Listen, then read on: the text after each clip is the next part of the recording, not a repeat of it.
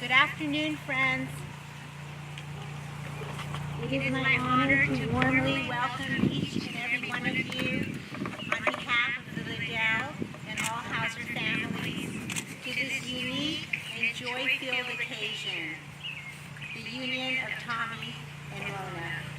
It's always extra special when a wedding is held at home, and it's rare that we are able to be in these situations. By the show of the weather, even Mother Nature approves of this union. I think we all agree with that. And also a special welcome to Grandmother Deline Markley. It's always wonderful to have a grandmother in the audience, the fourth row in the pink, and her husband, Kenneth, who may have discovered the Fountain of Youth. I'm going to check with him later. Many of you have traveled along state lines and faraway distances to come to witness this auspicious occasion, and many of you have just driven from around the corner. But all of us have come today to witness this union between two people whom we all love dearly. They are today getting married as they respect the institution of marriage, and they will formally dedicate themselves to each other. In my mind, a wedding conjures up thoughts of laughter, cute little flower girls, piles of food, fun, and also sometimes pranks on the couple, which I hope doesn't happen today, but in my husband's family always does happen. And just union and hugging and a coming together of two oceans of families. A wedding is not just about two people, but it's really the union of two entire families. After being married for 36 years, I believe strongly in the institution of marriage. In the Baha'i faith, it says that marriage is a fortress for well-being and salvation. It says that marriage is a fortress for well-being and salvation. So as beautiful as a wedding and a celebration of marriage is, we also understand it in the light that it is something that helps to protect the two people entering into that union. It is pleasing to see today that there is a union between bonds of East and West, and also between various religious traditions, and also between the UT Knoxville and Maryville divide. Go Maryville! Because known as a member of the Baha'i faith, she and Tommy decided to have a Baha'i ceremony. Since there's no clergy in the Baha'i faith, I do this simply as one of the guests here who was invited today. But a few words about a Baha'i ceremony, because this might be your first. It consists of prayers and readings that have been selected by the bride and groom. It also consists of consent from all parents. This helps to maintain unity in the family and also gives respect to the older generation. And it also consists of the most important element, and that would be the exchange of the Baha'i vow. The Baha'i vow states, "We will all verily abide by the will of God." In this vow, the couple places God and spirituality at the foundation of their relationship.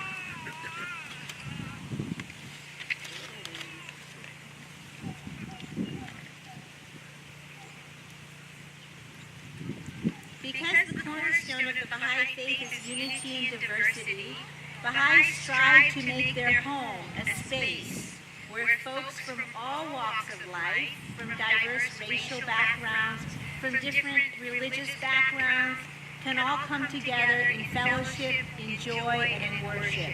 And I'm certain that Tommy and Mona's home will be just like that. We believe that spiritual marriages produce spiritual families, which produce a spiritual civilization. True marriage in the Baha'i faith is this, that husband and wife should be united both physically and spiritually, that they may ever improve the spiritual life of each other and may enjoy everlasting unity throughout all the worlds of God. And I'd like to say one brief sentence from the marriage tablet. The bond that unites hearts most perfectly is loyalty. True lovers, once united, must show forth the utmost faithfulness one to another. You must dedicate your knowledge, your talents, your fortunes, your titles, your bodies and your spirits to God and to each other. Let your hearts be spacious as the universe. Now we will have the readings and prayers and musical selection that this wonderful couple have selected for their ceremony.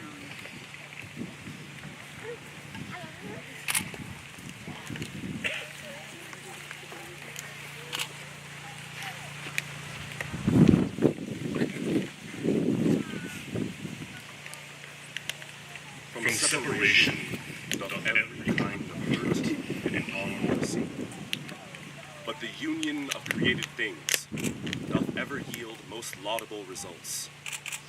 The pairing of even the smallest particles in the world of being are the grace and bounty of God made manifest.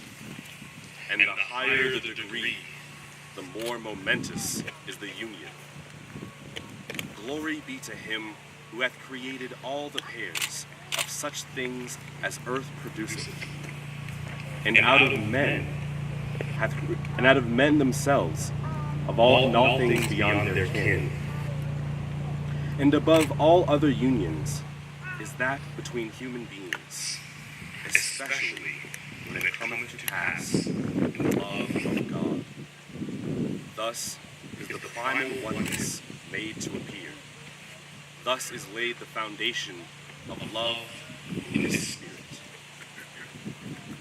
It's a poem from Barbara Barrett. A loving marriage is like a garden. A loving marriage needs patience to plant seeds of friendship, tender care to cultivate the soil, perseverance to remove many weeds, food to nourish hungry hearts, water to renew a thirsty spirit, daily light to keep it flourishing, seasons of work to produce abundance, and years of love to root it deeply for a lifetime.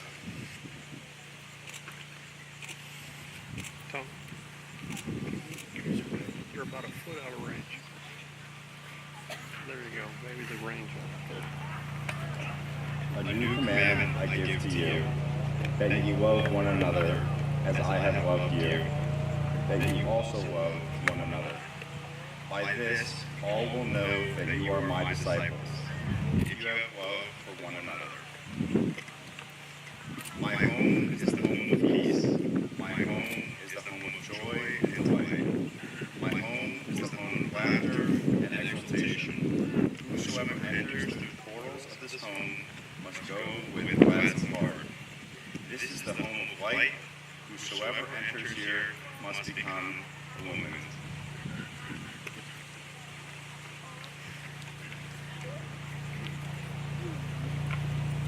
Therefore, as God's chosen people, holy and dearly loved, clothe yourselves with compassion, kindness, humility, gentleness, and patience. Bear with each other. and forgive whatever grievances you may have against one another. Forgive as the Lord forgave you. And above all these virtues, clothe yourself with love, which binds them all together in perfect unity.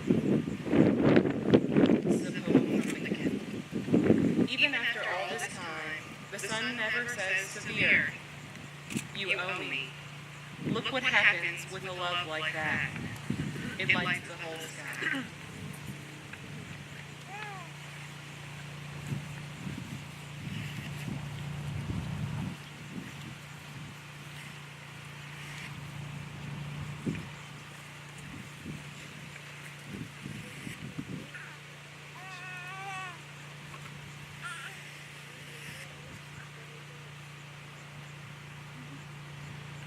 Oh my God,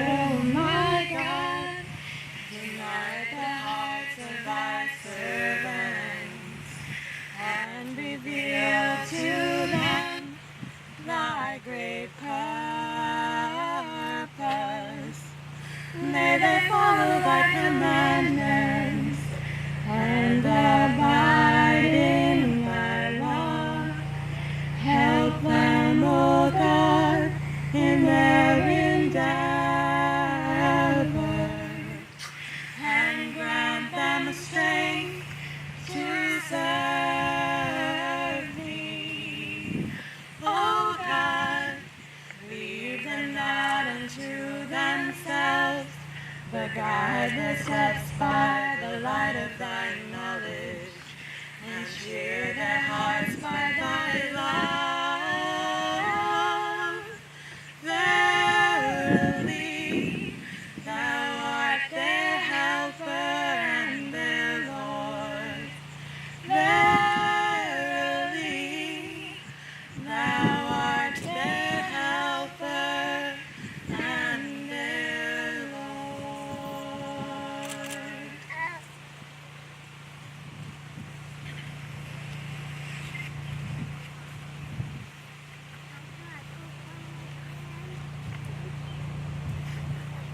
Glory be unto thee, O my God.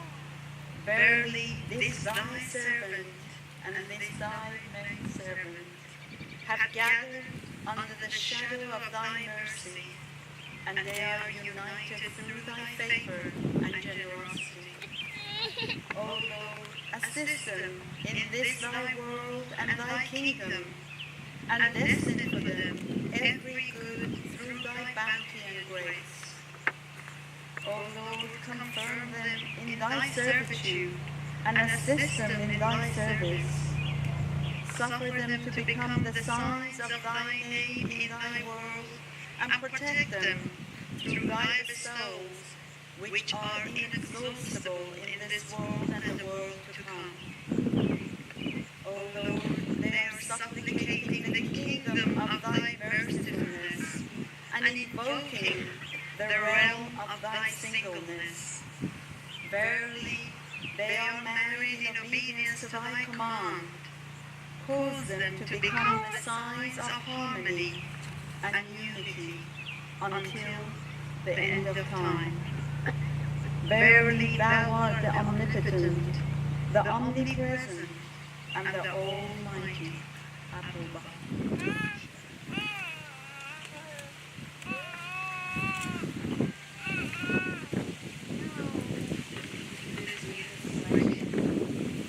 So now we'll have the exchange of the wedding ring.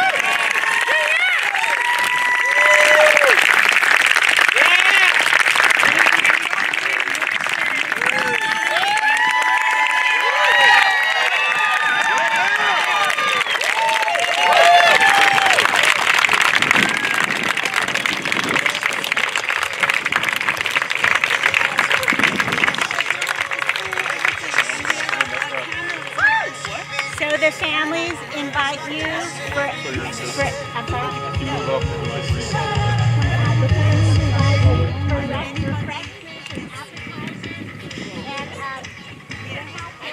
what I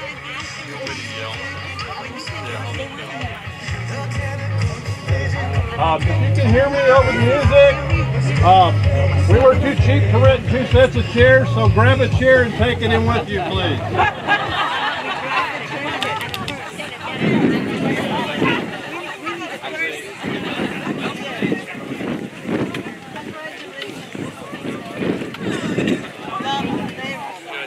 You're the best. Thank you, Steve. If you let me know a little bit sooner, I could have get you a little bit better setup. Oh, this is fine. That'll be good, as a matter of fact. This is a great camera. It's an excellent camera. Yeah. Tommy has wireless mics, doesn't he? He does, but he almost